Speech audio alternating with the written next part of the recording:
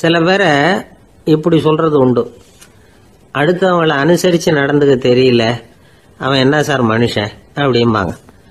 சக மனிதர்களோட எப்படி பழகிறது அப்படின்னு தெரியாததுனாலேயே பல பேர் இன்னைக்கு சங்கடப்பட்டுக்கிட்டு இருக்கிறாங்க. வசதி வாய்ப்பெல்லாம் சரியா இருக்கும், ஆனால் வாழ்க்கை சரியா இருக்காது. இன்னொருத்தர்கிட்ட எப்படி பேசுறது பழகிறதுங்கிறது தெரியாததுனால தான் இந்த அவஸ்தை. சரி, இந்த அவஸ்தை இல்லாமல் வாழறது எப்படி? இதுக்கு அனுபவசாலிகள் சில வழிமுறைகளை சொல்றாங்க. அதெல்லாம் என்னென்னங்கிறத இப்போ தெரிஞ்சுக்குவோம். முதல்ல நம்ம நாக்கு நம்ம கண்ட்ரோலில் இருக்கணும். வார்த்தைகளை கொட்டிவிட்டு அதுக்கப்புறம் அள்ள முடியாமல் கிடந்து கஷ்டப்படக்கூடாது. எப்படி பேசுகிறோங்கிறதும் முக்கியம், பேசுகிறப்ப எப்படி முகத்தை வச்சிருக்கிறோங்கிறதும் முக்கியம். அன்பா பேசினாலும் நல்லா இருக்கும். அப்படி பேசுகிறப்ப ஆதரவா அவர் தோள் மேலே ஒரு கையை போட்டுக்கிட்டு பேசினா இன்னமும் நல்லா இருக்கும். ரெண்டாவது விஷயம், இன்னொருத்தர்கிட்ட பேசுகிறப்ப வாக்குறுதிகளை அள்ளி வீசக்கூடாது. கொடுக்குற வாக்குறுதி குறைச்சலாக இருக்கணும். அப்படி கொடுத்த வாக்குறுதியை கண்டிப்பாக நிறைவேற்றணும். நாம் ஒருத்தரை பாராட்டுறோம் அல்லது அவரை பற்றி அபிப்பிராயம் சொல்கிறோம்னா அது ஆக்கப்பூர்வமாக இருக்கணும். நம்ம பாராட்டு அல்லது விமர்சனம் அடுத்தவருடைய முன்னேற்றத்துக்கு உதவுறது மாதிரி இருக்கணும். நாம் சொல்கிறத கேட்டுட்டு அவன் தலையில் கையை வச்சுட்டு உட்காந்துடக்கூடாது. எப்பவும் உற்சாகமாக இருக்கணும், முகம் அலர்ச்சியாக இருக்கணும். மனுஷன் இருந்தால் வருத்தம், கவலை, ஏமாற்றம் எல்லாம் இருக்க தான் செய்யும். அதெல்லாம் மனசில் இருக்கட்டும். அந்த வருத்தமும் கவலையும் ஏமாற்றமும் சேர்ந்துக்கிட்டு நம்ம முகத்தில் இருக்கிற மலர்ச்சியை மூடி மறைக்கிறதுக்கு நாம் இடம் கொடுத்துடக்கூடாது. எந்த விஷயத்தை பற்றி யாருக்கிட்ட பேசினாலும் வெளிப்படையாக பேசணும், திறந்த மனசோட பேசணும். மூடி மறைச்சி முன்னு முழுங்கிக்கிட்டு இருக்கக்கூடாது. இன்னொருத்தர்கிட்ட பேசுகிறப்போ விவாதம் பண்ணுங்க, அது தப்பு இல்லை. ஆனால் வாதாடிக்கிட்டு இருக்கக்கூடாது. அதாவது என்ன சொல்கிறாங்கன்னா, டிஸ்கஸ் பண்ணலாம், ஆர்கியூ பண்ணக்கூடாதான். நம்மக்கிட்ட இருக்கிற நல்ல குணங்களை நாம் எடுத்து சொல்லிகிட்டு இருக்கக்கூடாது. அந்த நல்ல குணங்களே நம்மளை பற்றி எடுத்து சொல்லணும், அது மாதிரி நடந்துக்கணும். அதே மாதிரி அடுத்தவங்க கிட்ட உள்ள கெட்ட குணங்களை பற்றி அவசியம் இல்லாமல் நாம் பேச வேண்டியதில்லை. உங்களை பற்றி யாராவது தப்பாக பேசுகிறாங்களா, அப்படி அவங்க பேசுறதுல உண்மை இல்லையா அப்படின்னா அதை நீங்கள் பொருட்படுத்த வேண்டியதில்லை, விட்டுடலாம். அது தானாக போயிடும். ஒரு 4-5 பேரோட பேசிக்கிட்டு இருந்தீங்கன்னா எல்லாருக்கும் முக்கியத்துவம் கொடுங்க, யாரையும் அலட்சியப்படுத்தாதீங்க. தமாஷா பேசலாம், ஆனால் அவங்க தமாஷ் அடுத்தவங்களை கேலி பண்ணுறதா இருக்கக்கூடாது. நமக்கு கிடைக்க வேண்டியது கிடைக்கலையே அப்படிங்கிற தவிப்பு நம்மகிட்ட இருக்கக்கூடாது, அது தேவையில்லை. உங்கள் செயல்பாடுகள் தெளிவாக இருக்கட்டும், பாராட்டு தானாக அவங்கள தேடிட்டு வரும். இன்னொரு மனுஷனுடைய மனசில் கௌரவமான ஒரு இடத்த பிடிக்கணும்னா நாம் இந்த குணத்தையெல்லாம் நம்மகிட்ட வளர்த்துக்கணும். இதெல்லாம் அனுபவசாலிகள் சொல்லியிருக்கிற குறிப்புகள். இந்த குறிப்புகளை சரியாக புரிஞ்சுக்கணும், அது முக்கியம். தப்பாக புரிஞ்சுக்கிட்டா என்ன ஆகும் தெரியுமா? இதை கேளுங்க. ஒருத்தர் வந்தார், சார் அடுத்தவங்க தோள் மேலே கையை போட்டுக்கிட்டு அன்பாக பேசணும்னு சொன்னீங்க, அப்படிதான் பேசினேன். அவர் முதுக கூட தட்டி கொடுத்தேன், என் வேலை போயிட்டுது சார், வீட்டுக்கு அனுப்பிச்சிட்டாங்க அப்படின்னார். யாருக்கிட்ட அப்படி பேசுனீங்கன்னு கேட்டோம். என் முதலாளிகிட்ட சார் அப்படிங்கிறார் ரொம்ப சோகமா. ஒரு சின்ன பையன் வந்தான், அவனை பார்த்து ஒரு கேள்வி கேட்டோம். ஏன்ப்பா உங்க வீட்டில் அம்மா புத்திசாலியா அப்பா புத்திசாலியா அப்படின்னு. அவன் அலட்சியமா நம்மளை பார்த்து சிரிக்கிறான். என்ன சார் இது, இந்த காலத்தில் இது கூட தெரியாமல் இருக்கிறீங்களே அப்படிங்கிறான். ஒரு சின்ன பையன் நம்மளை பார்த்து இப்படி கேட்டு விட்டானே அப்படின்னு நினைக்கிறப்போ நமக்கு ஒரு மாதிரி ஆயிடும். அதுக்கப்புறம்தான் இந்த தாத்தா பாட்டிலாம் சொல்ற ஒரு கதை ஞாபகத்துக்கு வந்தது. அது என்ன கதை தெரியுமா? ஒரு ஊர்ல ஒரு அம்மாவும் பிள்ளையும் இருந்தாங்களாம். அந்த மகனுக்கு திடீர்னு தேசாந்திரம் போய் வரணும்னு ஆசை வந்துட்டுது. ஊரா போய் சுத்தி பார்க்கணுங்கிற ஆசை. அந்த அம்மாவுக்கு இது பிடிக்கல. மகனை பிரிஞ்சு இருக்கிறதுக்கு அவங்க மனசு இடம் கொடுக்கல. வேணாப்பான்னு சொல்லி பார்த்தாங்க, அவன் கேட்கல. திடீர்னு புறப்படவும் செஞ்சுட்டான். சரி, இனிமே அவனை தடுக்க முடியாதுன்னு முடிவு பண்ணிக்கிட்டாங்க அந்த அம்மா. இருந்தாலும் புத்திசாலித்தனமா ஒரு யோசனை பண்ணாங்க. மகனை கிட்டத்துல கூப்பிட்டாங்க, அவங்ககிட்ட சொன்னாங்க, இதை பாருப்பா, நீ தேசாந்தரம் போறதுன்னு தீர்மானம் பண்ணிவிட்ட, அதை நான் தடுக்கல, போயிட்டு வந்துடும். ஆனா போறதுக்கு முன்னாடி எனக்கு ஒரு வாக்குறுதி கொடுத்துட்டு போ அப்படின்னாங்க. போறப்போ ராத்திரியா இருந்தாலும் பகலா இருந்தாலும் சரி, புளிய மரத்து நிழல்ல தான் தங்கணும். திரும்பி வர்றப்போ இரவும் பகலும் நீ வேப்ப மரத்து நிழல்லே தங்கணும் அப்படின்னாங்க. சரி, அப்படியே செய்யறேன்னு சொல்லி வாக்குறுதி கொடுத்தான் பையன். புறப்பட்டு போனான். போற வழியில புளிய மரத்து நிழல்லே தங்கினான், தூங்கினான். அப்படி போய்கிட்டே இருந்தான். 7வது நாள் அவன் உடம்பு சுகமில்லாம போயிட்டுது. ரொம்பவும் பலவீனமாயிட்டான். இனிமே நடக்க முடியாதுங்கிற நிலைமை வந்துட்டுது. யோசிச்சு பார்த்தான், சரி இதுக்கு மேல போக வேண்டாம் அப்படின்னு முடிவு பண்ணிட்டு திரும்பி வர ஆரம்பிச்சுட்டான். திரும்பி வர்றப்போ வழியில் வேப்ப மரத்து நிழலையே தங்கி தங்கி வந்தான். நாளுக்கு நாள் உடம்பு சரியாக வந்துட்டுது. 7வது நாள் வீட்டுக்கு வந்து சேர்றான். உடம்பு பழையபடியே கலகலப்பாயிட்டுது. பூரண சுகம். தேசாந்திரம் போன பையன் திரும்பி வந்துட்டானே அப்படின்னு அந்த அம்மா ஆச்சரியப்படலை. ஏன்னா அவங்களுக்கு தெரியும் இப்படி ஆகும்னு. பையன் சீக்கிரமாக திரும்பி வரணுங்கிறதுக்காக தான் அவங்க அந்த யோசனையை சொன்னாங்க. என்ன விஷயங்கிறதையும் அவங்களே சொன்னாங்க. மகனே, புளிய மரத்து நிழல் உடம்புக்கு உஷ்ணத்தை கொடுக்கும், சீக்கம் உண்டாக்கும். அதனால் நீ தொடர்ந்து புளிய மரத்து நிழலில் தங்கினாவே நோய்க்கு ஆளாயிட்ட. அதனால் நல்ல பயணத்தை முடிச்சுக்கிட்டு திரும்பி வரணுங்கிற முடிவுக்கு வந்துட்ட. திரும்பி வர்றப்போ நீ தங்கினது வேப்ப மரத்து நிழல். அது உடம்புக்கு குளிர்ச்சியை தரக்கூடியது, நோயை தீர்க்கக்கூடியது. அதனால் சுகமாக வீட்டுக்கு சேர்ந்துட்ட. உன்னோட தேசாந்திர பயணத்தை தடுக்கிறதுக்காக தான் இப்படி பண்ணினேன் அப்படின்னாங்களாம் அந்த அம்மா. பார்த்தீங்களா அம்மாவோட புத்திசாலித்தனத்தை? அப்பாவாக இருந்தால் இப்படியா பண்ணுவார்? ஒரு அப்பா பையன்கிட்ட 10 ரூபா கொடுத்து இதை எடுத்துக்கிட்டு அடுத்த ஊருக்கு போய் அங்கே இருக்கிற மாமா கிட்ட இதை கொடுத்துட்டு வாடா, வழியில் எங்கேயாவது மரத்தடியில் படுத்து தூங்கி விடாதே அப்படின்னு எச்சரிக்கை பண்ணி அனுப்புனாராம். பையனுக்கு எச்சரிக்கையாக வாழறது எப்படிங்கிறத கற்றுக் கொடுக்கறதுக்காக இப்படி பண்ணார். அவன் பணத்தை வாங்கிக்கிட்டு போனான். அப்பா சொன்னதை மறந்துட்டு ஒரு மரத்தடியில் படுத்து தூங்கிட்டான். அவனுக்கு தெரியாமல் அவன் பின்னாடியே போன அப்பா அவன் கையில் இருந்த அந்த 10 ரூபாயை நைஸாக எடுத்துகிட்டு வந்துட்டார். அவன் பையில் தானே வச்சுருந்தான், அது தெரியாமல் எடுத்துகிட்டு வந்துட்டார். அவன் தூங்கிக்கிட்டு இருக்கான். எடுத்துகிட்டு ஒரு மறுபடியும் வீட்டுக்கு வந்துட்டார். பையன் முழிச்சுக்கிட்டு பையை தடவி பார்க்குறான், பணத்தை காணும். அழுதுகிட்டே திரும்பி வந்தான். அப்பா கிட்ட விஷயத்த சொன்னான். அப்பா சிரிச்சுக்கிட்டே சொன்னார், அதுக்கு தான்ப்பா ஆரம்பத்திலேயே எச்சரிக்கை பண்ணினேன், இனிமேலாவது நீ ஜாக்கிரதையாக இருக்கணும் அப்படிங்கிறதுக்காக தான் இப்படி பண்ணினேன். அந்த பணம் எங்கேயும் போயிடல, நான் தான் அதை உனக்கு தெரியாமல் எடுத்து வச்சிருக்கிறேன். இதோ பாரு அப்படின்னு சொல்லிக்கிட்டு சைடு பாக்கெட்டில் கையை விட்டா அது ஓட்டையாக இருக்குது. அதை எவனோ ஏற்கனவே கத்திரிச்சு எடுத்துகிட்டு போயிட்டான். இப்போ அப்பா முகத்தில் அசடு வழிஞ்சுதான். ஒரு ஆள் இருந்தான், நிறைய பணம் சம்பாதிச்சான். ஆனால் செலவு பண்ண மனசு வரல, கருமி. அவன் என்ன பண்ணா, சேர்த்த பணம் பூராவையும் ஒரு மரத்தடியில் புதைச்சி வச்சிருந்தான். வாரத்துக்கு ஒரு தடவை அந்த மரத்தடிக்கு வருவான். புதைச்ச இடத்த ஆவலோடு பார்த்துக்கிட்டு இருப்பான். அதுக்கப்புறம் போயிடுவான். அவ்வளவுதான். ஒரு நாள் ஒரு திருடன் வந்தான். இவன் புதைச்சி வச்சிருந்ததெல்லாம் எடுத்துகிட்டு போட்டான். இது தெரிஞ்சு போச்சு. அந்த கருமி புலம்ப ஆரம்பிச்சிட்டான். இவன் புலம்பலை கேட்டதும் அக்கம் பக்கத்தில் இருந்தவங்கெல்லாம் ஓடி வந்தாங்க. என்ன விஷயம்னு விசாரிச்சாங்க. இவன் சொன்னான். ஒரு பெரியவர் கேட்டார், ஏப்பா வாரம் இந்த இடத்த பார்க்கறதாக சொன்னியே, எப்போவாவது இதில் இருக்கிற பணத்தை எடுத்து செலவு பண்ணியிருக்கியா அப்படின்னு கேட்டார். நான் அப்பப்போ அதை பார்க்கறது தான் வழக்கம், அதை தொட்டதே இல்லைன்னு அவன். சரி அப்படின்னா இப்போவும் நீ அதே மாதிரி வாரம் ஒரு தடவை இந்த இடத்த பார்த்துட்டு போகலாமே அப்படின்னாராம் அந்த பெரியவர். அதுவும் சரிதானே, எவ்வளவு காலமானாலும் அவன் அந்த பணத்தை எடுத்து செலவு பண்ண போறதில்ல. அப்படி இருக்கிறப்ப உள்ளே பணம் இருந்தாலும் ஒன்று தான், இல்லாமல் போனாலும் ஒன்று தான். இதிலிருந்து என்ன புரியுதுன்னா, ஒருத்தர்கிட்ட இருக்கிற பணத்தை கொண்டு அவர் பணக்காரரா ஏழையா அப்படின்னு முடிவு செய்கிறது சரியில்லை. அந்த செல்வத்தை அனுபவிக்கிற திறன், பயன்படுத்துகிற திறன், அதை வச்சு தான் அவர் ஏழையா பணக்காரரா அப்படிங்கிறத நிர்ணயம் பண்ணணும். அதுதான் சரி. செலவு பண்ண தெரியாதவன் சேகரம் பண்ணிகிட்டே இருக்கிறதுனால என்ன பிரயோஜனம்? தலைமுடியே இல்லாதவன் தாராளமாக சீப்புகளை வாங்கி சேகரம் பண்ணுறது மாதிரி தானே இது. சில சமயம் செலவு பண்ண நாம் தயாராக இருந்தால் கூட அந்த செல்வம் நமக்கு பயன்படுறதில்ல. அரேபியாவில் ஒரு நகை வியாபாரி விலை உயர்ந்த முத்துக்களை எல்லாம் அவர் வச்சு வியாபாரம் பண்ணிட்டு இருந்தார். அவர் ஒரு சமயம் ஒரு பாலைவனம் வழியாக போயிட்டு இருக்கிறார் ஒட்டகத்தில். அப்போ திடீர்னு கடுமையான புயல் வீச ஆரம்பிச்சுட்டுது.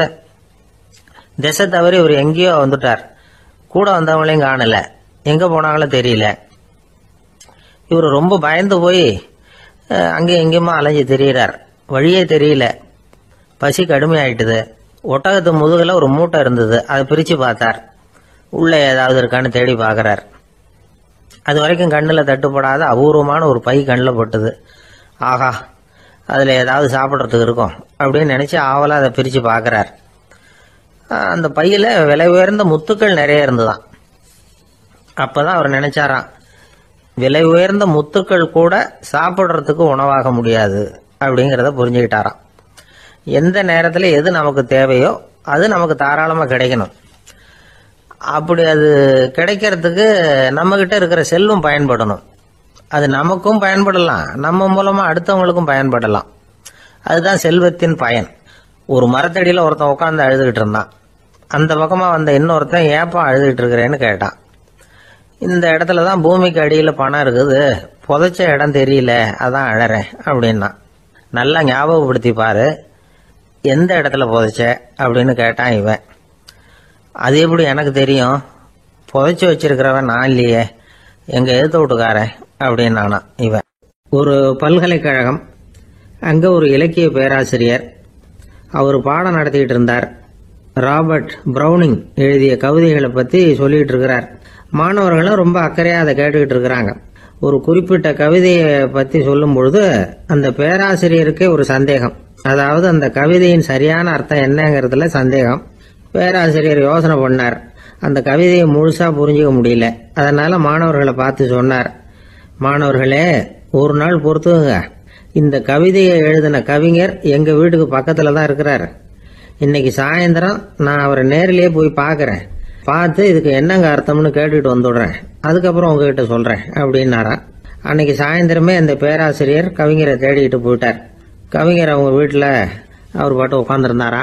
இவர் போய் அவர் முன்னாடி உட்கார்ந்தார். அப்புறம் கேட்டார், ஐயா, அந்த கவிதையின் முழு பொருள் என்னன்னு தெரிஞ்சுட்டு போறதுக்காக வந்திருக்கிறேன் அப்படின்னாரா. எந்த கவிதை அப்படின்னாராம் அவரு. இவர் அந்த கவிதையை சொல்லியிருக்கார். கவிஞர் கொஞ்சம் யோசனை பண்ணிவிட்டு அப்புறம் சொன்னாராம், பேராசிரியரே, நீங்க கொஞ்சம் தாமதமா வந்துட்டீங்கன்னாராம். இவருக்கு ஒன்றும் புரியல. நீங்க என்ன சொல்றீங்க, நான் தாமதமா வந்துட்டேன்னா? நீங்க தான் உயிரோடு இருக்கிறீங்களே, அப்படி இருக்கும்பொழுது நான் தாமதமா வந்துட்டேன்னா அது எப்படி அப்படின்னு இவர் குழம்பி இருக்கிறார். இப்ப கவிஞர் சொன்னாராம், ஐயா, நான் உயிரோட இருக்கிறேன்னா இல்லையாங்கிறது முக்கியம் இல்லை. நான் அந்த கவிதை வரிகளை எழுதினப்போ 2 பேருக்கு அதோட அர்த்தம் தெரிஞ்சிருந்தது. இப்போ ஒரே ஒருத்தருக்கு தான் அதோட அர்த்தம் தெரியும் அப்படின்னாராம். பேராசிரியர் யோசனை பண்ணியிருக்கார். அப்படின்னா அந்த ஒருத்தர் கவிஞர் ராபர்ட் பிரவுனிங்கை தவிர வேற யாரா இருக்க முடியும்?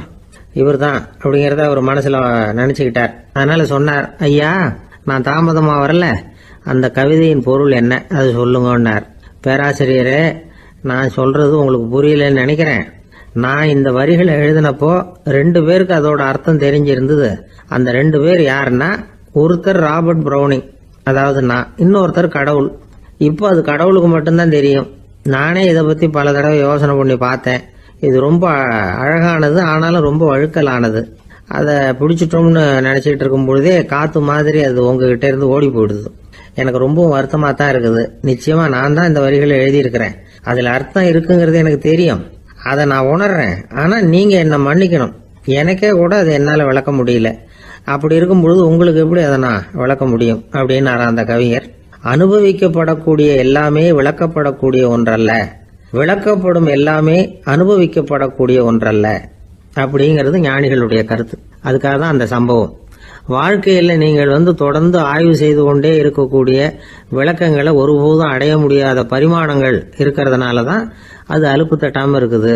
உங்களால் நிறைய அனுபவிக்க முடியும், இருந்தாலும் நீங்கள் அனுபவித்து அறிந்த விஷயங்கள் கூட வார்த்தைகளால் விளக்கப்பட முடிவதில்லை அப்படிங்கிறது பெரியோர் சிந்தனை. இதெல்லாம் ஒரு பக்கம் இருக்கட்டும். நமக்கு தெரிஞ்ச பேராசிரியர் ஒருத்தர் 1 மணி நேரம் ரொம்ப விவரமா வகுப்பு எடுத்தார். கடைசியா சொன்னார், மாணவர்களே, ரொம்பவும் எளிமையா விளக்கமா எல்லா விவரமும் சொல்லியிருக்கிறேன். அதனால இதுல உங்களுக்கு சந்தேகம் வர்றதுக்கு வாய்ப்பே இல்லை. இருந்தாலும் கேட்க வேண்டிய கடமை கேட்கிறேன். இதுவரைக்கும் நடத்தினதுல யாருக்காவது ஏதாவது சந்தேகம் உண்டா அப்படின்னு கேட்டாராம். எனக்கு ஒரே ஒரு சந்தேகம் தான் சார் அப்படின்னு எழுந்திரிச்சு நிக்கிறான் ஒருத்தன். என்னன்னு கேட்டாராம். இதுவரைக்கும் நீங்க என்ன பாடம் சார் நடத்தினீங்க அப்படின்னானா அவன். பந்திக்கு முந்தர ஆசாமிகள் நம்மள பல பேர் உண்டு. அப்படி முந்தறதுக்கு கூட முயற்சி பண்றவங்க நிறைய பேர் இருக்கிறாங்க. இதுல என்ன ஒரு விஷயம்னா, பந்திக்கு முந்தறது கூட தப்பு இல்லை.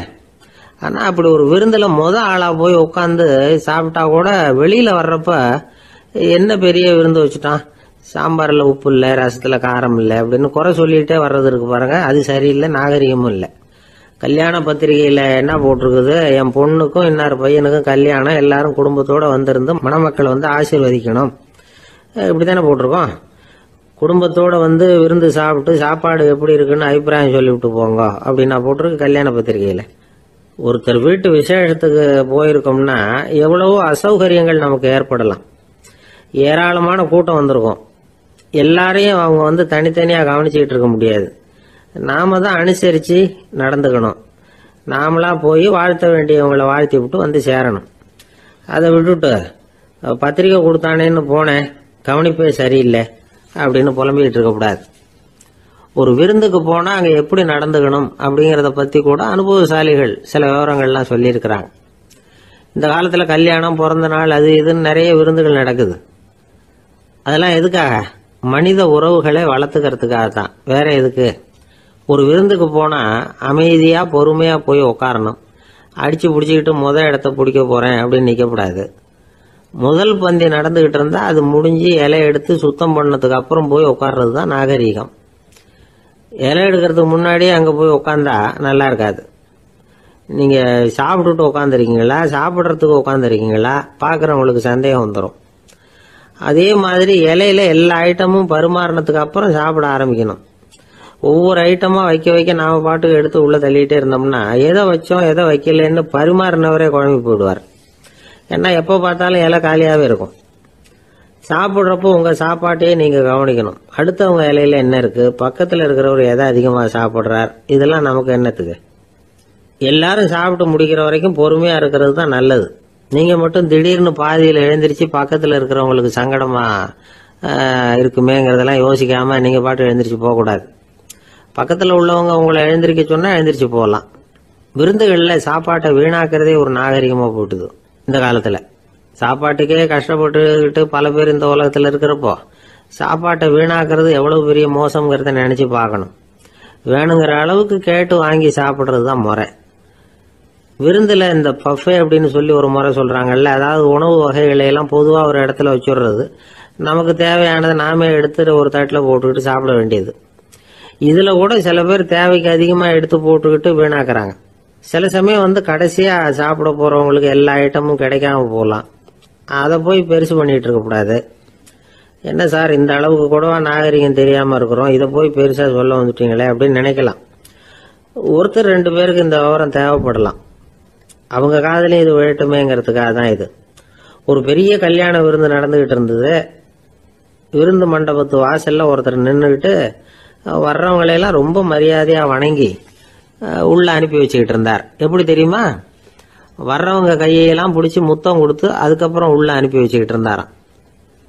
கூட்டம்லாம் முடிஞ்சதுக்கு அப்புறம் அவர்கிட்ட போய் கேட்டிருக்கிறாங்க, சார் நானும் எவ்வளவோ விருந்துகளுக்கு போயிருக்கிறேன், இருந்தாலும் இவ்வளவு மரியாதையா வர்றவங்க கைக்கெல்லாம் முத்தம் கொடுத்து வரவேற்கிறத இங்கதான் பாக்குறேன் அப்படின்னு சொன்னாங்க. அதுக்கு அவரு சொன்னார், அட போங்க சார், நான் முத்தம் கொடுக்கல, முந்தின பந்திக்கு சாப்பிட்டவங்களே அடுத்த பந்திக்கும் வர்றாங்களான்னு மோந்து பார்த்து அனுப்பி வச்சுக்கிட்டு இருந்தேன் அப்படின்னார். ஒருத்தன் எப்படி நடந்துக்கிறாங்கிறத வச்சுதான் அந்த ஆள் எப்படிங்கிறத நாம முடிவு பண்றோம். ஆளுமைன்னு சொல்றோம்ல, அதுக்கு சூழ்நிலைகளை ஆளுகின்ற தன்மை அப்படின்னு விளக்கம் கொடுக்கிறார் ஒரு உளவியல் நிபுணர். சரி, ஒரு மனிதனுடைய ஆளுமையை உருவாக்குகிற விஷயங்கள் என்னென்ன? பிறப்பு, வளர்க்கப்பட்ட விதம், படிப்பு, நண்பர்கள், சமுதாயம், இப்படி நிறைய உண்டு. ஆளுமையின் அடிப்படையில் சில மனநோய்கள் உண்டாகுது.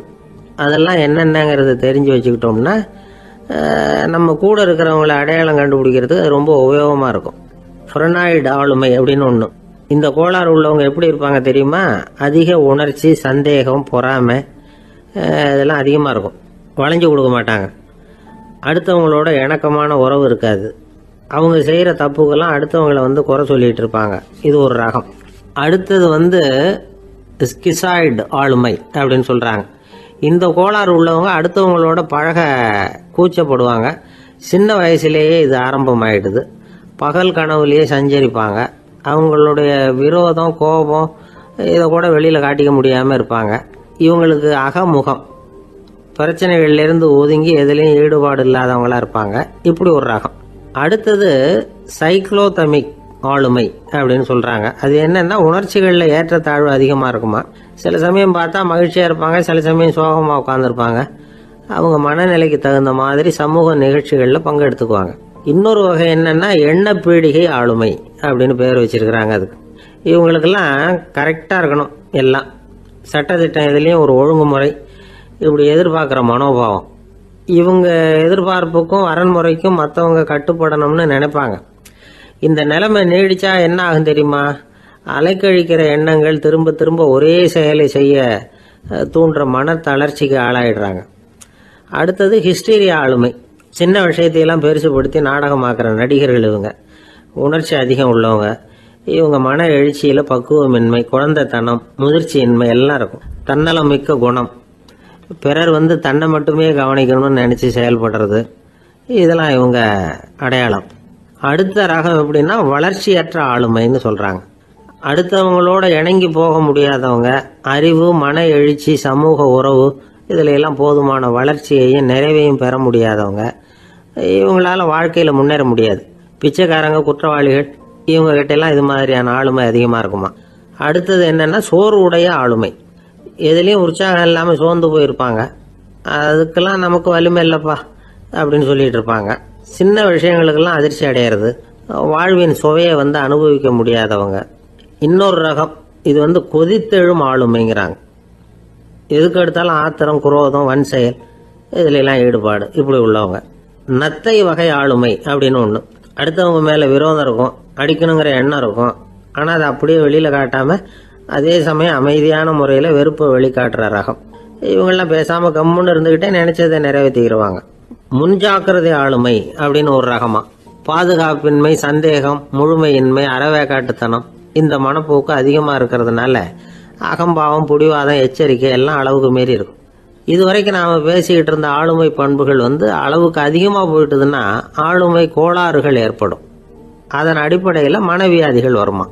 அதனால இணக்கமான, எல்லாரும் விரும்புகிற இயல்பான ஆளுமையை பெறுவதற்கு நாம் முயற்சி செய்யணும் அப்படிங்கிறது மனோதத்துவ நிபுணர்களுடைய ஆலோசனை.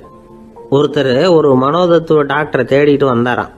டாக்டர், எனக்கு மனசில் ஏதோ வியாதி, ஆளுமை கோளாறு, அதாவது எனக்கு சீக்கிரமாக செத்து போனால் தேவையில்லைன்னு தோணுது அப்படின்னாராம். உடனே அந்த டாக்டர், சரி அப்படின்னா இங்கே இருங்க, நான் வைத்தியம் பார்க்குறேன் அப்படின்னாராம். ஒருத்தர் முகத்தை தொங்க போட்டுக்கிட்டு ஒரு மாதிரியாக வந்தார். என்ன விஷயம்னு விசாரித்தேன். என்னுடைய நண்பன் ஒருத்தங்கிட்ட கருத்து வேறுபாடு, இனிமேல் நமக்குள்ளே எந்த சம்மந்தமும் வேணாம்னு நட்பை முறிச்சிட்டு வந்துட்டேன்னா. நண்பர்கள்னு இருந்தால் கருத்து வேறுபாடு வரத்தான் செய்யும்னு. கருத்து வேறுபாடு வராமல் இருக்கிறதுக்கு ஏதாவது வழி உண்டா அப்படின்னு கேட்டாங்க. அதை பற்றி நிபுணர்கள் சில யோசனைகளை சொல்லியிருக்கிறாங்கன்னு. முதல் விஷயம் என்னென்னா, உங்கள் நண்பனுக்கு ஒரு செய்தி சொல்லணும்னா அதை நீங்களே நேரடியாக சொல்லுங்கள், அல்லது உங்கள் கைப்பட கடிதம் எழுதுங்க. அதாவது நேரடி தொடர்பு முக்கியம். அதை விட்டுட்டு இன்னொருத்தர் மூலமாக நண்பர்களுக்கு செய்தி அனுப்புனா நீங்கள் சொல்கிற செய்தி அப்படியே போய் சேராது, அது சேதமாயிடும். கூட்டி குறைச்சி சொல்லிவிடுவாங்க, அது குழப்பத்தில் கொண்டாந்து விட்டுரும். இது ஒரு யோசனை. ரெண்டாவது யோசனை என்னன்னா, நீங்கள் ஒரு நல்ல காரியத்தை செய்யும் பொழுது உங்கள் நண்பரையும் சேர்த்துக்குங்க, அவருக்கும் அதில் ஒரு ஈடுபாட்டை உருவாக்குங்க. மூணாவது யோசனை, நம்ம பக்கத்தில் இருக்கிற நண்பர் மகிழ்ச்சி அடைகிற மாதிரி ஏதாவது செய்யணும். சின்ன சின்ன செயல்களாக இருந்தாலும் பரவாயில்ல, அவர் நமக்கு எதுவும் செய்யலையே, நாம் எதுக்கு செய்யணும் அப்படின்னு நினச்சிக்கிட்டு இருக்கக்கூடாது. நாலாவது யோசனை என்னென்னா, உங்களுக்கு ஒரு பிரச்சனையா அல்லது உங்கள் நண்பருக்கு ஒரு பிரச்சனையா, எதுவாக இருந்தாலும் 2 பேரும் சேர்ந்து உட்காந்து ஆலோசனை பண்ணுங்கள். நம்ம யோசனையும் கேட்கப்படுதே அப்படிங்கிற நினைப்பே அவருக்கு ஒரு மன நிறைவை உண்டாக்குமா. 5வது யோசனை, உங்கள் நண்பர் ஏதோ ஒரு காரியத்தை செய்கிறார், நீங்கள் உடனே அவசரப்பட்டு நீ செய்கிறது தப்புன்னு தீர்ப்பு சொல்லக்கூடாது. அவர் அதை செய்யறதுக்கான நியாயங்கள் எவ்வளோ இருக்கும், அதை புரிஞ்சுக்கிறதுக்கு முயற்சி பண்ணணும். 6வது யோசனை, உங்கள் நண்பர் என்ன சொன்னாலும் அதை பொறுமையாக கேளுங்க. அவர் சொல்கிறத புரிஞ்சுக்கணும், அவர் சொல்ல விரும்புகிறத புரிஞ்சுக்கணும், அவர் சொல்ல முடியாமல் தவிக்கிறதையும் புரிஞ்சுக்கணும். இப்படி 3 விதமாகவும் அவரை புரிஞ்சுக்கிட்டு அதுக்கு தகுந்த மாதிரி செயல்படணும். 7வது யோசனை என்னென்னா, உங்கள் நண்பர் உங்ககிட்ட ஏதோ ஒரு கருத்தை சொல்கிறார், அது உங்களுக்கு பிடிக்கல, அதுக்காக உடனே நீ சொல்கிறது சரியில்லை, நான் ஒத்துக்க மாட்டேன் அப்படின்லாம் மறுத்துக்கிட்டு இருக்கக்கூடாது. அவர் சொல்கிறத கேட்கணும், பொறுமையாக சிந்திக்கணும், அதுக்கப்புறம் பதில் சொல்லணும்.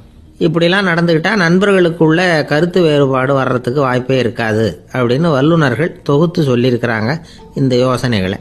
எனக்கு தெரிஞ்ச சில நண்பர்கள் உண்டு, அவங்களுக்குள்ளேயும் கருத்து வேறுபாடுகள் வராமல் இருக்கிறதுக்கு சில நுட்பங்களை கையாளுறது உண்டு. ஒருத்தர் சொன்னார், அந்த டாக்டர் சின்ன வயசுலேருந்து என் கூட பழகினவர், நாங்கள் 2 பேரும் இணை பிரியாத நண்பர்கள். இருந்தாலும் எனக்கு உடம்பு சரியில்லைன்னா நான் அவர்கிட்ட வைத்தியம் பார்த்துக்க மாட்டேன் அப்படின்னார் ஒருத்தர். ஏன் அப்படின்னு கேட்டேன். எங்கள் நட்பு கெட்டுப்படக்கூடாது இல்லையா, அதனால தான் அப்படின்னாரு இவர்.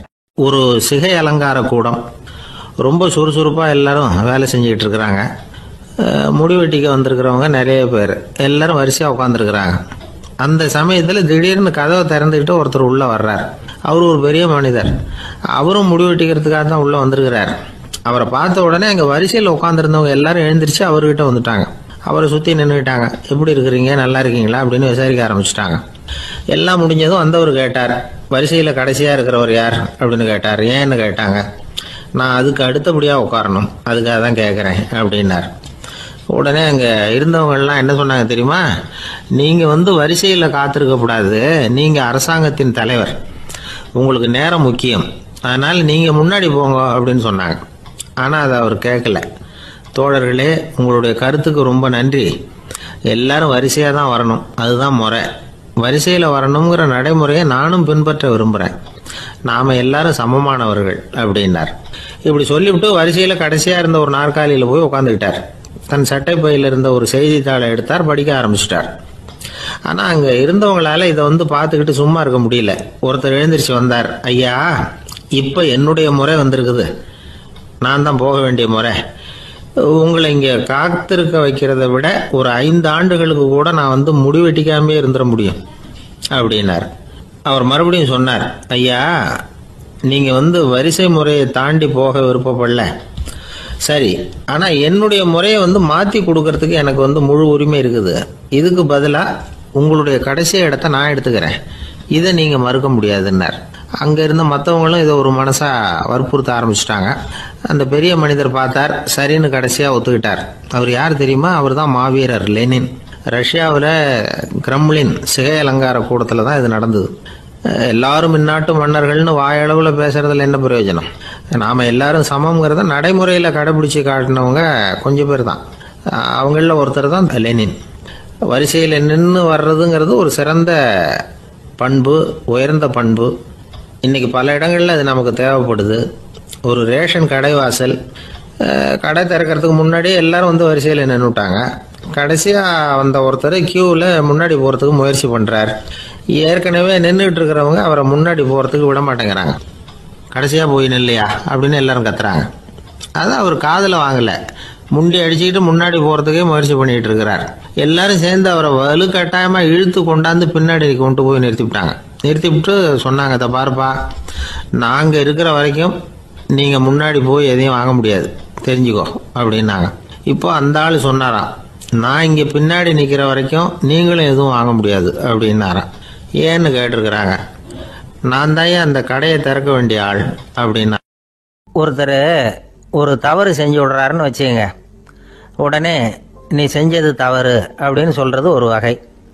அதுக்கு பதிலாக எது சரின்னு அவர் புரிந்து கொள்ள உதவி செய்கிறது இன்னொரு வகை. இந்த 2வது வகை இருக்கு பாருங்க, நிர்வாக இயலில் இது ரொம்ப முக்கியம். அலுவலகத்தில் வேலை பார்க்குற ஒருத்தர் முக்கியமாக தெரிஞ்சுக்க வேண்டியது என்ன தெரியுமா? சக ஊழியர்கள்கிட்ட எப்படி பழகணும், மேலதிகாரிகள்கிட்ட எப்படி பழகணும், தனக்கு கீழே வேலை செய்கிறவங்க கிட்ட எப்படி பழகணும், வாடிக்கையாளர்கள்கிட்ட எப்படி பழகணும், இவங்க எல்லார்கிட்டையும் செம்மையான உறவை ஏற்படுத்திக்கிறது எப்படி. இதையெல்லாம் சொல்லிக் கொடுக்குற பாடம் தான் இன்டர் பர்சனல் ஸ்கில், திறமையான உறவு அப்படிங்கிறது. எந்த வேலையில் இருந்தாலும் சரி, இந்த உறவுகளை வளர்க்கும் திறன் உள்ளவங்க சீக்கிரம் முன்னுக்கு வந்துடுறாங்க. மற்றவங்க கிட்ட உறவை பலப்படுத்திக்கிறது எப்படி அப்படின்னு தெரிஞ்சுக்கிட்டோம்னா எந்த ஒரு தடையையும் சுலபமாக தாண்டி செய்கிற தொழிலில் முன்னுக்கு வந்துடலாம். ஹார்வர்டு பல்கலைக்கழகத்தில் ஒரு கணக்கெடுப்பு பண்ணி பார்த்தாங்களாம். பார்க்குற வேலையில் எது மாதிரி குணாதிசயம் உள்ளவங்க வேகமாக முன்னுக்கு வர்றாங்க அப்படின்னு தெரிஞ்சுக்கிறதுக்காக இந்த கணக்கெடுப்பு. வெவ்வேறு துறையில் வேகமாக முன்னுக்கு வந்திருக்கிற பல பேரை சந்தித்து இந்த சர்வேயை நடத்தியிருக்கிறாங்க. அவங்க கண்டுபிடிச்சி சொல்லியிருக்கிற உண்மை என்ன தெரியுமா? ஒருத்தர் ஒரு வேலையில் இருந்தால் அது சம்பந்தப்பட்ட சப்ஜெக்ட் பற்றிய அறிவு 35% இருந்தால் போதுமா. ஆனால் உறவுகளை வளர்க்கக்கூடிய திறன், இன்டர் பர்சனல் ஸ்கில்லு 65% வேணும். இப்படி உள்ளவங்க சீக்கிரம் முன்னுக்கு வந்துடுறாங்களாம். அதனால் ஒருத்தருக்கு வேலை சரியாக புரியலைன்னா கூட விவரமாக மற்றவங்க கிட்ட பழகிறது எப்படின்னு புரிஞ்சால் போதும், அவர் முன்னுக்கு வந்துடலாம். அலுவலகங்களில் மட்டும் இல்லை, எல்லா இடங்கள்லையும் இது ரொம்ப முக்கியம். வீட்டுக்குள்ளேயும் இது ரொம்ப முக்கியம், வீட்டுக்கு வெளியேயும் இது முக்கியம். அடுத்தவங்க கிட்ட பழகிறது எப்படிங்கிறத தெரிஞ்சுக்காதவன் வாழ்க்கையில் முன்னேற முடியாது. இன்னைக்கு ஆயுதங்களால் காயப்படுத்தி கொள்ளுகிறவர்களை விட வார்த்தைகளால் காயப்படுத்தி கொள்ளுகிறவர்கள் தான் அதிகம். பெரியவங்க என்ன சொல்கிறாங்க தெரியுமா? நீங்கள் இந்த பூமியில் பிறந்ததன் அர்த்தம் பூர்த்தி ஆகணும்னா அடுத்தவங்களுக்கு உதவி பண்ணுங்க. அடுத்தவங்களுக்கு உதவி செய்ய முடியாவிட்டால் கூட பரவாயில்லை, ஆனால் யாரையும் புண்படுத்தி விடாதீங்க அப்படின்னு சொல்கிறாங்க. எனக்கு தெரிஞ்ச ஒருத்தர் ஒரு அலுவலகத்தில் வேலை பார்க்குறார். அவர் சொல்லுவார், எனக்கு இந்த இன்டர்பர்சனல் ஸ்கில் ரொம்ப அதிகம் சார். சக ஊழியர்கள்கிட்ட ரொம்ப சுமூகமாக நடந்துக்குவேன். என் கூட வேலை பார்க்குற ஒருத்தருக்கு ஏதாவது ஒரு கஷ்டம்னா அந்த சமயத்தில் அவர் செய்ய வேண்டிய வேலையை நான் செஞ்சிருவேன் சார் அப்படிம்பார். நான் அவர்கிட்ட சமீபத்தில் அப்படி ஏதாவது செஞ்சுருக்கீங்களா அப்படின்னு கேட்டேன். செஞ்சுருக்கேன் சார். போன வாரம் புதன்கிழமை ஆஃபீஸில் என் பக்கத்து சீட்டுக்காரருக்கு வயிற்று வலி. உடனே நான் மெடிக்கல் லீவ் போட்டுவிட்டு எங்கள் வீட்டுக்கு போயிட்டேன் சார் அப்படின்னார். ஒரு சீன தேசத்து அரசர் இருந்தார். அவருக்கு வயசாயிட்டுது. அவருக்கு அடுத்தபடியாக அவருடைய புள்ள பட்டத்துக்கு வரணும், ஆட்சி பொறுப்பை ஏற்றுக்கணும். ஒரு நல்ல தலைவனுக்கு இருக்க வேண்டிய பண்புகள்லாம் தன்னுடைய மகனுக்கு இருக்கணும்னு விரும்பினார் அந்த அரசர். அதனால் இளவரசனை பக்கத்தில் இருந்த ஒரு குரு கிட்ட அனுப்புனார். இளவரசன் அவர்கிட்ட போய் சேர்ந்தான். அந்த குரு என்ன பண்ணார் தெரியுமா? இவனை பார்த்து சொன்னார், இதை பாருப்பா, நீ என்ன பண்ணுற, இப்போவே பக்கத்தில் இருக்கிற காட்டுக்கு போ, நடுக்காட்டில் போய் ஒரு இடத்துல உட்காந்துக்கோ. அங்கே என்னென்ன சத்தம்லாம் உன் காதில் விழுதுன்னு கவனித்து கேளு. உன் காதில் விழுந்த ஓசைகள் என்னென்னங்கிறத என்கிட்ட வந்து சொல்லு, அதுதான் எனக்கு தெரியணும், உனக்கு வேலையும் அதுதான் அப்படின்னு சொல்லி அனுப்பி வச்சுட்டார். இளவரசன் காட்டுக்கு போனான். குரு சொன்னபடியே ஒரு இடத்துல உட்காந்து கவனித்து கேட்டான். அதுக்கப்புறம் குரு கிட்ட திரும்பி வந்தான். என்னென்ன சத்தம்லாம் கேட்ட அப்படின்னு கேட்டார் குரு. குருவே, காட்டில் நான் பறவைகள் சத்தம்லாம் கேட்டேன், மிருகங்களின் ஓசையையும் கேட்டேன், இதை தவிர இடி மின்னல் மழை இதுகளோட சத்தத்தையும் கேட்டேன் அப்படின்னா. குரு யோசனை பண்ணார், நீ இன்னமும் சரியாக கேட்கல, அதனால் மறுபடியும் காட்டுக்கு போ, கொஞ்ச நாள் தங்கியிருந்து கேட்டுட்டு வா அப்படின்னார். இளவரசனுக்கு ஒன்றும் புரியல. இருந்தாலும் குருவின் கட்டளையாச்சே, மறுக்க முடியுமா? உடனே அவன் மறுபடியும் காட்டுக்கு போனான். ஒரு இடத்துல உட்காந்தான். கொஞ்ச நேரம் உன்னிப்பாக கவனித்து கேட்டான். சில நாள் கழித்து குருக்கிட்ட திரும்பி வந்தான். குருவே, இந்த தடவை சில துல்லியமான சத்தங்களை எல்லாம் கேட்டேன்.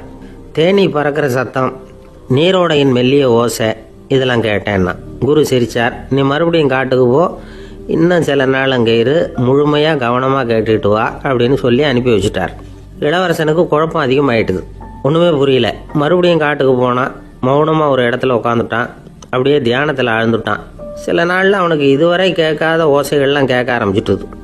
இதைத்தான் நான் கேட்கணும்னு என்னுடைய குரு எதிர்பார்த்துருக்கிறாருங்கிறத புரிஞ்சுக்கிட்டான். உடனே குரு கிட்ட ஓடனான். குருவே, இந்த தடவை காதுகளுக்கு கேட்க முடியாத சில ஓசைகளை கூட என்னால் உணர முடிஞ்சுது.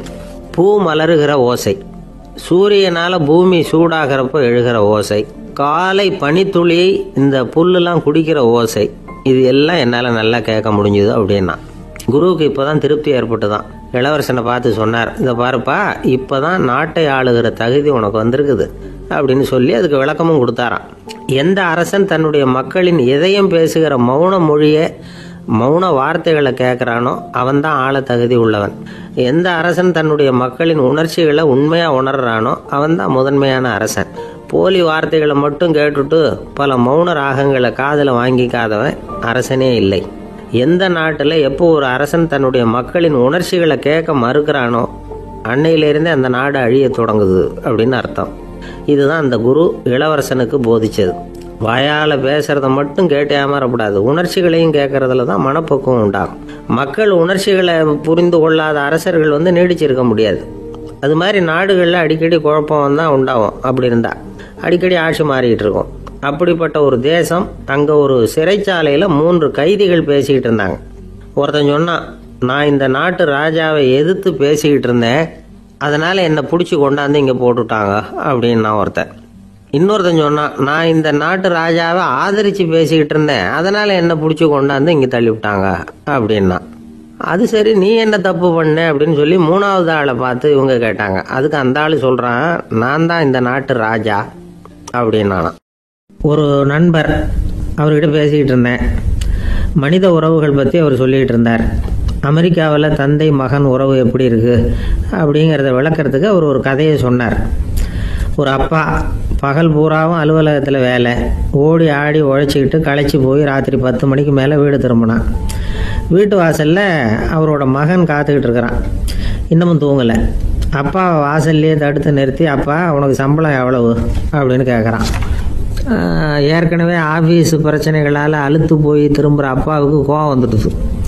என்னடா இப்படிலாம் கேளுன்னு உங்கள் அம்மா உனக்கு சொல்லி கொடுத்தாளா அப்படின்னு சொல்லிட்டு உள்ளே போய் சட்டையை கட்டி மாட்டி விட்டு குளிச்சு விட்டு மறுபடியும் வெளியில் வந்து உடையை மாற்றுகிற சமயம் அப்போ மறுபடியும் மகன் உள்ளே வந்து நிற்கிறான் அவர் முன்னாடியே.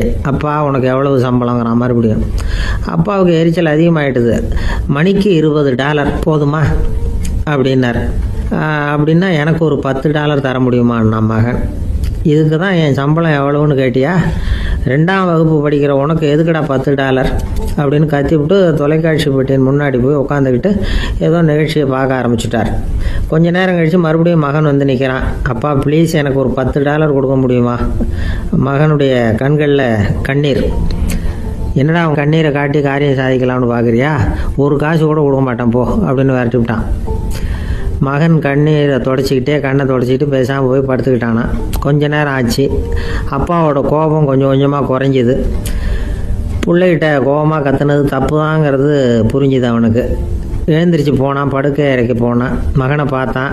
அவன் தலையணையை கட்டி பிடிச்சிக்கிட்டு அழுதுகிட்டு இருக்கிறான். அவனை மெல்ல நெருங்கி அவங்ககிட்ட எதமாக பேசுறதுக்கு ஆரம்பித்தானான். எதுக்குடா உனக்கு $10 பள்ளிக்கூடத்தில் கேட்டாங்களா அப்படின்னு கேட்டானா. மகன் சொல்லியிருக்கான், இல்லை டாடி, உனக்கு 1 மணி நேரம் சம்பளம் $20ன்னு சொன்னேன். நீ ஏற்கனவே எனக்கு கொடுத்த பாக்கெட் மணி $10 என்கிட்ட இருக்குது. இப்போ நீ இன்னொரு $10 கொடுத்தீங்கன்னா அதையும் சேர்த்து $20 ஆகிடும். அந்த $20 நான் உனக்கு கொடுத்துருவேன். அப்படி கொடுத்தா நீ என் கூட 1 மணி நேரம் செலவழிப்ப இல்லையா? அதுக்காக தான் $10 கேட்டேன் அப்படின்னு சொன்னானா. அந்த அப்பா கண்ணு கலங்கி போச்சான். ஆதரவோடு தன்னுடைய மகனை கட்டி பிடிச்சி அழ ஆரம்பிச்சிட்டாராம். இதுதான் நண்பர் சொன்ன கதை. அமெரிக்கா மட்டும் இல்லை, உலகம் பூராவும் இன்றைக்கி மனித உறவுகள் இப்படி தான் மாறிட்டு இருக்கு. பெரியவர்கள் அறிவுரை என்ன தெரியுமா? உங்கள் குழந்தைகளிடமிருந்து குழந்தை பருவத்தை பிரித்து விடாதீர்கள் அப்படிங்கிறது தான். அதாவது இன்றைய குழந்தைகள் தங்கள் பிருந்தாவனத்தை இழந்து விடுகிறார்கள் அப்படிங்கிறது அவங்களுடைய கருத்து. இந்த நிலைக்கு நாம் காரணமாக இருந்துடக்கூடாது. குழந்தைகளோட விளையாடுவோம், குடும்பத்தோடு உறவாடுவோம் அப்படிங்கிறது தான் நம்முடைய நோக்கமாக இருக்கணும். இன்றைய உறவு முறைக்கு இன்னொரு உதாரணம் சொல்லுவாங்க. ஒருத்தர் வந்தாராம், அவர் பக்கத்தில் ஒரு சின்ன பையன். நாம் அவரை விசாரிக்கிறோம், யார் இந்த பையன் அப்படின்னா அவர் சொல்கிறார், இவன் எனக்கு தூரத்து உறவு அப்படின்னாராம். இந்த தூரத்து உறவுன்னா எப்படின்னு இருக்கான். இதுக்கு அவன் சொல்லியிருக்கிறான், இவன் எங்கள் அப்பாவுக்கு 8வது புள்ளை அப்படின்னானான். கணவன் மனைவி அன்பாக இருக்கணும், ஒருத்தர் நல்லா புரிஞ்சுக்கணும், விட்டு கொடுக்குற மனப்பான்மை வேணும். அதுதான் ஒரு நல்ல குடும்பம். இன்றைக்கி பல குடும்பங்களில் அர்த்தமில்லாத சண்டைகள் தான் அதிகம். கிராமப்புறங்களில் வேடிக்கையாக ஒரு கதை சொல்லுவாங்க. ஒரு ஊரில் ஒரு ஆள் இருந்தான், வேலை வெட்டி இல்லாமல் சும்மாவே இருந்தான். அவனுக்கு கல்யாணம் பண்ணி வச்சாங்களாம். மனைவி வந்து சேர்ந்தா, சும்மாவே உட்காந்துருக்கிறியே, ஏதாவது சம்பாதிக்கிற வழியை பாரு அப்படின்ட்டுருக்கா. அதுக்கு தான் யோசனை பண்ணிகிட்டு இருக்கிறேன், ஒரு அருமையான ஐடியா அப்படின்னானா.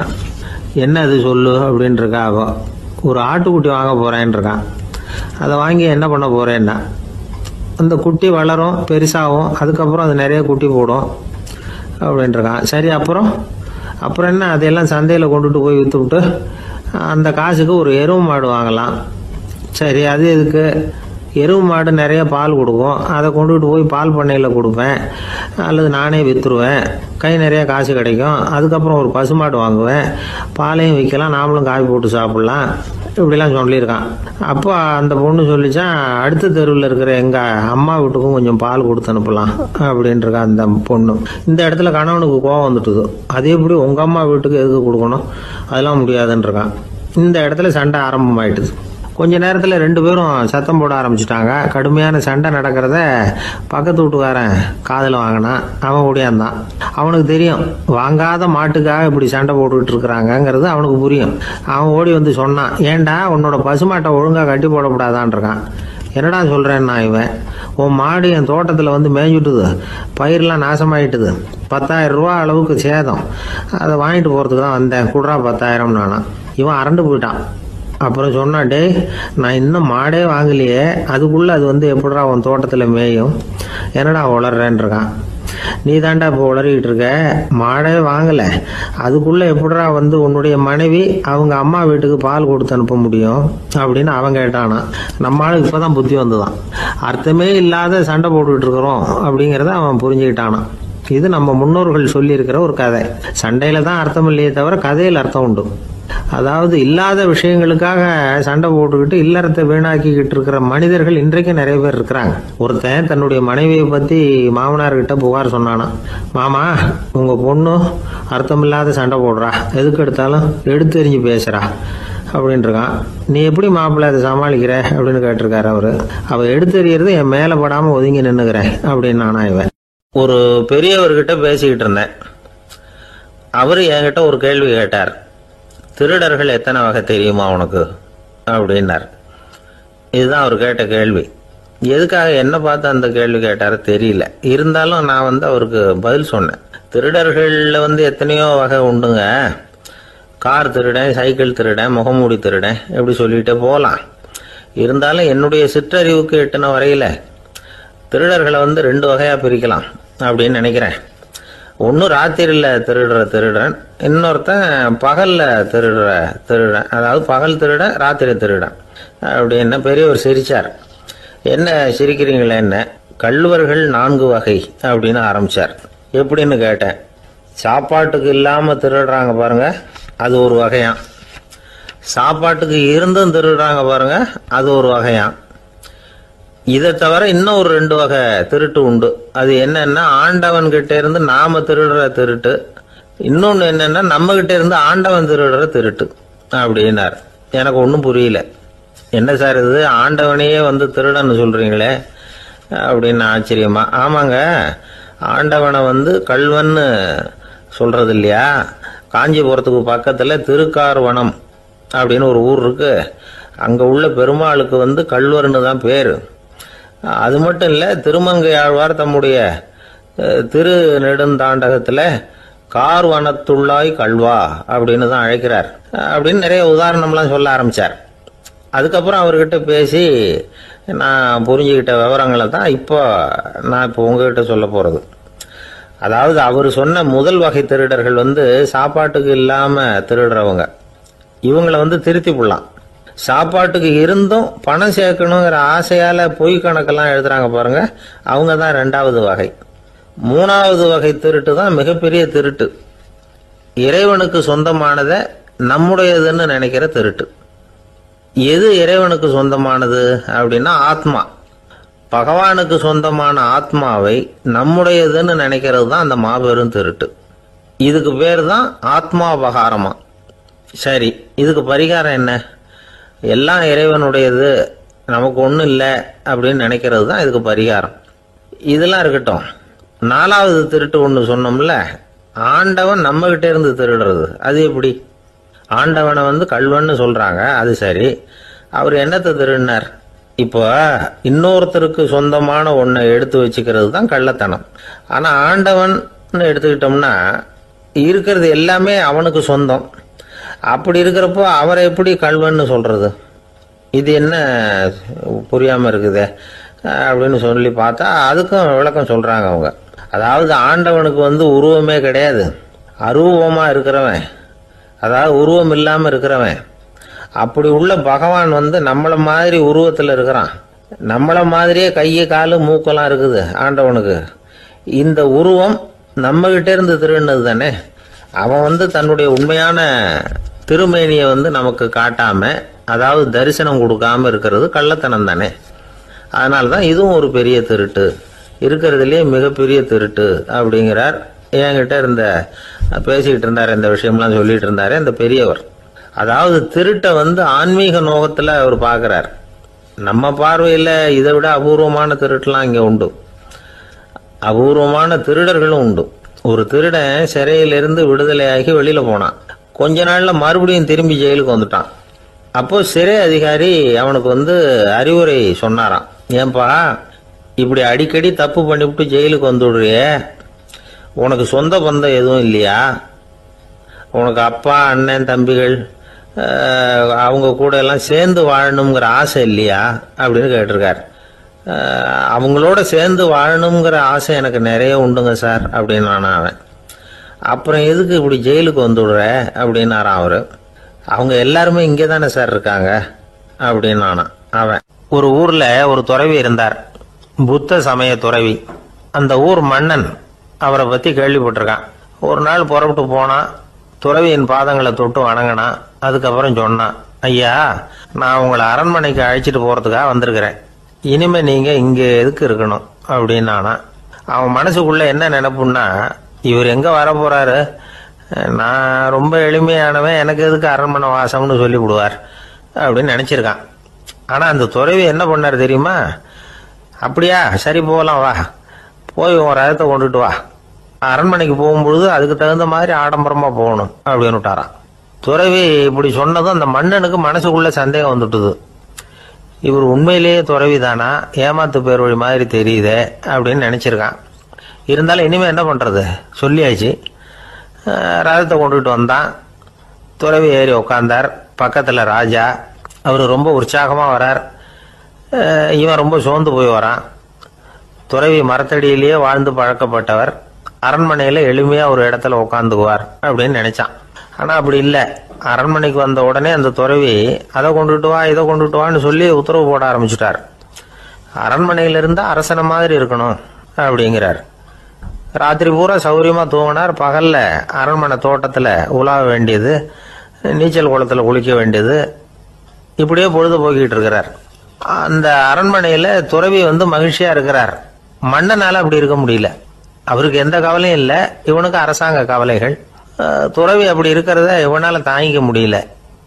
ஒரு நாள் அவர்கிட்டயே போய், நான் உங்ககிட்ட கொஞ்சம் பேசணும்னு துறவி பார்த்தார். நான் இந்த அரண்மனைக்கு வரும்பொழுதே நீ என்னமோ என்கிட்ட கேட்கணும்னு நினைச்ச, ஏன் கால தாமதம், நீ அனாவசியமா உன்னையே தொந்தரவு பண்ணிட்டு இருக்கிற, நீ கவலையா இருக்கேங்கிறது எனக்கு புரியுது. நான் மரத்தடியில் இருந்தப்போ கூட என்னை அடிக்கடி சந்திச்சுக்கிட்டு இருப்ப, ஏதாவது விளக்கம் கேட்கறது உண்டு. இங்க வந்த பிறகு என்னை சந்திக்கிறது கூட அபூர்வமா போயிட்டுது.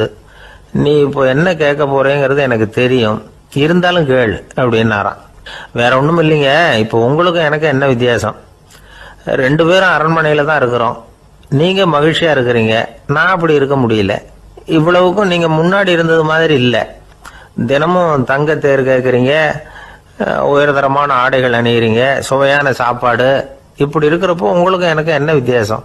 இதுதான் மன்னனுடைய கேள்வி. இதுக்கு பதில் சொல்றேன், என் கூட புறப்பட்டு வா, இந்த நகரத்துக்கு வெளியில போவோம் அப்படின்னு சொல்லி அரசனை கூப்பிட்டுக்கிட்டு ஊர் எல்லைக்கு சேர்ந்தார் துறவி. அங்க போய் சொன்னார், இத பாருப்பா, இந்த இடத்த தான் தேடிட்டு இருந்தேன், இனிமே நான் திரும்பி வர போறதில்ல, நீ என்னோட வர்றியா திரும்பி போறியா அப்படின்னார். நான் எப்படிங்க உங்க கூட வர முடியும், என்னுடைய நாடு, என்னுடைய சொத்துக்கள், மனைவி மக்கள் எல்லாத்தையும் விட்டுட்டு எப்படிங்க வர்றதுன்னா. இப்ப அந்த துறவி சொன்னார், இப்ப வித்தியாசத்தை தெரிஞ்சுக்கிட்டியா, நான் அரண்மனையில் இருந்தேன், எல்லா வித பொருள்களும் உடையவனா இருந்தேன், ஆனா எதையும் சொந்தம் கொண்டாடுறவனா இருக்கல. ஆனா நீ அப்படி இல்லை, எல்லாத்தையும் சொந்தம் கொண்டாடிட்டு இருக்கிற, இதுதான் நமக்குள்ள வித்தியாசம் அப்படின்னு சொன்னார். அரண்மனை ஆடைகளை அப்படியே களைஞ்சார், அரசங்கிட்ட கொடுத்தார். உன்னுடைய ஆடைகளை நீயே வச்சுக்கோன்னார். அவர் பாட்டுக்கு நடந்து போனார், திரும்பியே பார்க்கல. அரசனுக்கு அப்பதான் தன்னுடைய அறியாமை விளங்குச்சான். இதுல இருந்து நாம புரிஞ்சுக்க வேண்டியது என்னன்னா, இந்த உலகத்துல எத்தனையோ பொருள்கள், அதையெல்லாம் முறையா பயன்படுத்தினா மகிழ்ச்சி, அதை விட்டுட்டு அதுக்கெல்லாம் சொந்தம் கொண்டாட ஆரம்பிச்சா கவலை. நம்ம ஆட்கள் சொந்தம் கொண்டாடுற விதமே தனி. ஒரு ஆளு இன்னொருத்தங்கிட்ட ஒரு கொடை கடன் வாங்கியிருந்தான், திருப்பி கொடுக்கல. கொடையை கொடுத்தவன் கேட்டான், என்கிட்ட கடன் வாங்கினிய கொடை, அதை கொஞ்சம் திருப்பி தர்றியான்னா. அது உனக்கு இப்போ அவசரமா தேவைப்படுதா அப்படின்னு கேட்டான் இவன். எனக்கு தேவைப்படல, அந்த கொடையை நான் யாருகிட்ட வாங்கியிருந்தேனோ அவனுக்கு இப்போ அது அவசரமா தேவைப்படுது அப்படின்னு அந்த ஆள். ஒரு ஊர்ல ஒரு புகழ்பெற்ற பத்திரிகையாளர் இருந்தார். அவர் ஒரு நாள் திடீர்னு இறந்து போயிட்டார். அதுக்கப்புறம் நேரா சொர்க்கத்துக்கு போனார். சொர்க்கத்தின் வாசல்ல நின்றுகிட்டு இருந்த ஒருத்தர் அவரை தடுத்தார். இத பாரு, ஏற்கனவே இங்க 12 பத்திரிகையாளர்கள் இருக்கிறாங்க, அவங்களுக்கே இங்க வேலை இல்லை. அதுக்கு என்ன காரணம்னா, சொர்க்கத்துல திடுக்கிடும் செய்திகள்லாம் ஒன்றும் கிடையாது, அப்படி என்ன இருக்க போகுது, இங்க எல்லாம் அது ஒழுங்கா நடந்துகிட்டு இருக்கோம். எல்லாம் ஒழுங்காக நடந்தால் பத்திரிகைகளுக்கு சுவாரஸ்யமான கொலை கொள்ளை தீ வைப்பு இது மாதிரி எதுவும் இங்கே இல்லை. ஏற்கனவே இங்கே இருக்கிறவங்க எல்லாரும் மரத்தடியில் உட்காந்துக்கிட்டு தியானம் பண்ணிகிட்டு இருக்கிறாங்க. அந்த ஒரே செய்தி தான் தினமும் இங்கே வந்துக்கிட்டு இருக்குது. அதை படிக்கிறதுக்கே இங்கே ஆள் கிடையாது. அதனால் நான் என்ன சொல்கிறேன்னா, நீ பேசாமல் நரகத்துக்கே போயிடு. அங்கே எவ்வளவோ நிகழ்ச்சிகள் நடந்துக்கிட்டு இருக்கு. அங்கே தான் அதிகமான பத்திரிகையாளர்கள் தேவைப்படுறாங்க. அங்கே உனக்கு நிறைய வேலை இருக்கும். அதை செய்கிறதில்ல நீயும் மகிழ்ச்சியாக இருக்கலாம் அப்படின்னு சொன்னாராம். அங்கே அந்த சொர்க்கத்தின் வாசலில் நின்றுக்கிட்டு இருந்தவர். இந்த பத்திரிகையாளர் அங்கேயே நின்று கொஞ்சம் யோசனை பண்ணார். இவருக்கு சொர்க்கத்திலே இருக்கணும்னு தான் ஆசை. அதனால மெதுவாக அவர்கிட்ட பேசினாராம். ஐயா, என்னை ஒரு 24 மணி நேரம் இங்கே உள்ளே இருக்கிறதுக்கு அனுமதி கொடுங்க. இங்கே இருக்கிற பல பத்திரிகையாளர்களை எனக்கு தெரியும். அவங்களில் சில பேரை சமாதானப்படுத்தி மெதுவாக பேசி நரகத்துக்கு அனுப்பி வச்சுட்றேன். நான் இங்கே இருந்துக்கிறேன். உங்கள் கணக்குப்படி 12 பேருக்கு மேலே இங்கே தாண்டாது, அப்படி பார்த்துக்கிறேன் அப்படின்னாராம். அவரும் யோசனை பண்ணி பார்த்துட்டு, சரி அப்படியே உனக்கு அனுமதி கொடுக்குறேன், ஆனால் ஒரு விஷயம், 24 மணி நேரம் தான் அனுமதி, அதுக்குள்ளே எல்லாம் நடக்கணும் அப்படின்ட்டுருக்கார். சரின்னு சொல்லிவிட்டு இந்த பத்திரிகையாளர் உள்ளே போனார். யோசனை பண்ணார். திட்டம் போட்டு ஒரு பொருளையை கிளப்பி விட்டார். சக பத்திரிகையாளர்கள் எல்லாம் கூப்பிட்டு சொன்னாராம், இந்த பாருங்க, நரகத்தில் ஒரு பெரிய தினசரி பேப்பரை கொண்டுகிட்டு வர்றதுக்காக திட்டம் போட்டுக்கிட்டு இருக்காங்க. அதுக்கு பல அதிகாரிகள் தேவைப்படுறாங்க. நிறைய சம்பளம் கிடைக்கும். யார் யாரெல்லாம் நரகத்துக்கு போக ஆசைப்படுறாங்களோ அவங்கெல்லாம் போகலாம் அப்படின்னு ஒரு பொருளையை கிளப்பி விட்டார். 24 மணி நேரம் கழித்து வாசல் பக்கம் போனார். அங்கே இருந்தவர்கிட்ட எத்தனை பேர் வெளியேறினாங்கன்னு விசாரிச்சாராம்.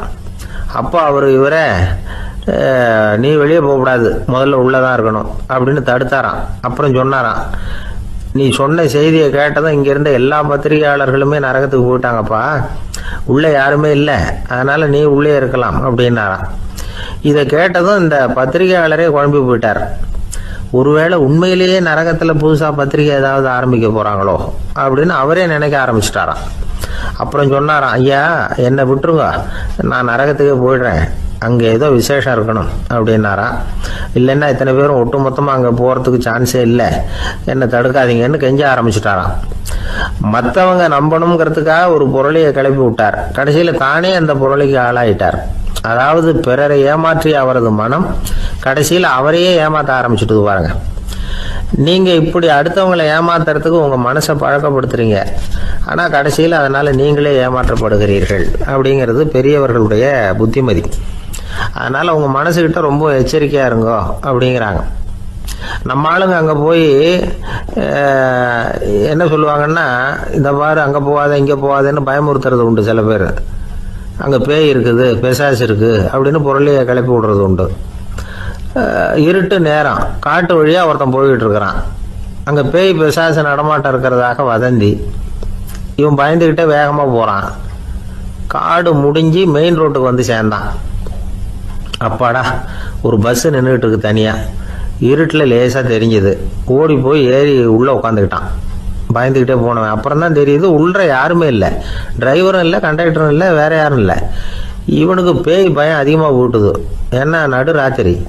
இந்த நேரம் பார்த்து அந்த பஸ்ஸு தானே நகர ஆரம்பிச்சுதான். இவனுக்கு இன்னும் பயம் அதிகமாக போட்டுது. ஏன்னா டிரைவர் சீட்டு காலியாக இருக்கு, பஸ்ஸு நகருது. இவன் உடம்பு பூரா நடுங்க ஆரம்பிச்சுட்டுது. வீல்னு கத்தலாமான்னு பார்த்தான்.